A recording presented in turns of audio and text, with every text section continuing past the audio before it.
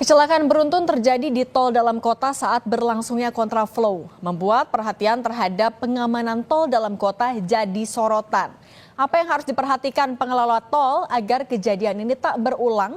Kita bahas bersama Joko Setiowarno, Wakil Ketua Masyarakat Transportasi Indonesia. Selamat petang, Pak Joko. Selamat petang, Mbak Cindy. Pak Joko, ini kan kejadiannya terjadi di jalur kontraflow. Kalau dari yang Anda cermati, apa yang harusnya jadi perhatian atau jadi evaluasi terkait ini? Ya, jalur kontraflow ini kalau di tol dalam kota, ada juga di tol Jagorawi ini menjadi hal kebiasaan sehari-hari ya. Artinya di saat sibuk memang ada satu lajur yang kontraflow, baik itu pagi maupun sore. Nah, di situ memang harus ada batas kecepatan. Kalau saya tidak salah itu maksimal sekitar antara 40 sampai 50 lah. Ya, kemudian diberi pembatas juga. Nah, ini rutin ya dilakukan untuk setiap hari.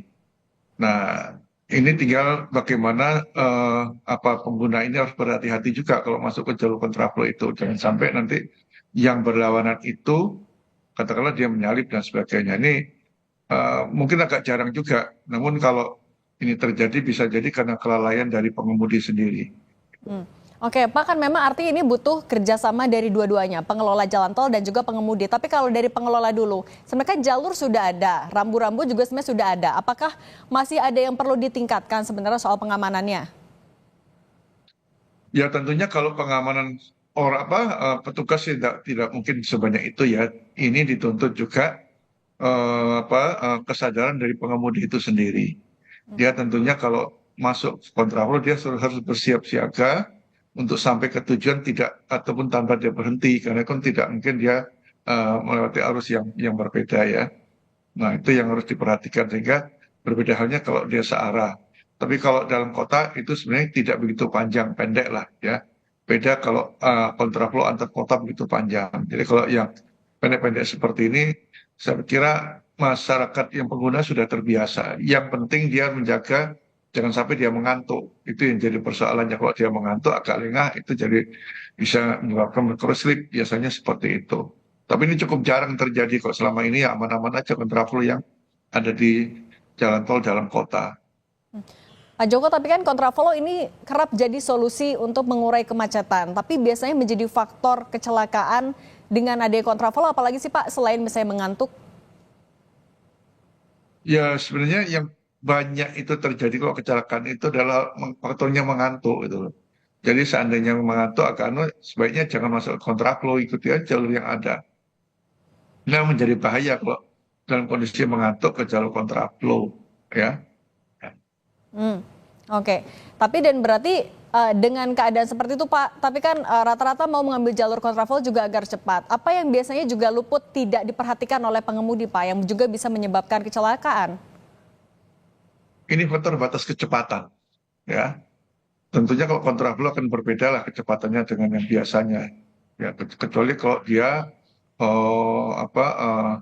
full untuk melawan arus. Tapi ini kan sebagian kontraflow artinya ada satu lajur yang diambil untuk berlawanan arah. Kehati-hatian itu penting buat pengemudi. Ya, Oke. meskipun itu juga diberi pembatas juga untuk dia lebih berhati-hati lagi dan ikuti batas kecepatan yang ada. Yang sering terjadi itu adalah melebihi batas kecepatan, apalagi di depannya mungkin kosong ya, nah, itu dianggapnya seperti jalur biasa, tapi kehati-hatian itu penting. Hmm. Pak Joko, ini kan kita juga mau menghadapi musim mobilitas tinggi ketika menjelang Nataru. Apa yang harus diperhatikan juga oleh para pengemudi Pak nanti terutama untuk di jalur tol? Nah, kalau Nataru ini nanti memang ada seperti halnya mudik juga diberlakukan kontraflow ya, tapi ini untuk jarak jauh, makanya kesiapan itu penting ya. Dan ini juga batas-batas untuk patok-patoknya juga harus lebih lebih rapat lagi ya biar nanti ini menjadi lebih mudah dan harus harus diikuti dengan eh, pelambatan. Jadi ada katakanlah ada iringan mobil di depannya yang tidak sebebas seandainya itu kosong dia akan melaju. Nah, pelambatan itu penting dan pengawasan itu yang membuat dia tidak melaju melebihi batas kecepatan. Sebenarnya kalau tidak ada pelambatan atau mobil pengiring di depan ini sering terjadi melebihi batas kecepatan. Itulah yang kalau nggak salah Lebaran tahun terjadi kecelakaan itu. Dan kebetulan memang kok ditelusuri supirnya juga mengantuk juga. Nah, ini membahayanya di situ. Ya, Oke, Pak Joko, terima kasih sudah berbagi di Kompas Petang. Sehat selalu, Pak Joko. makasih, selamat petang.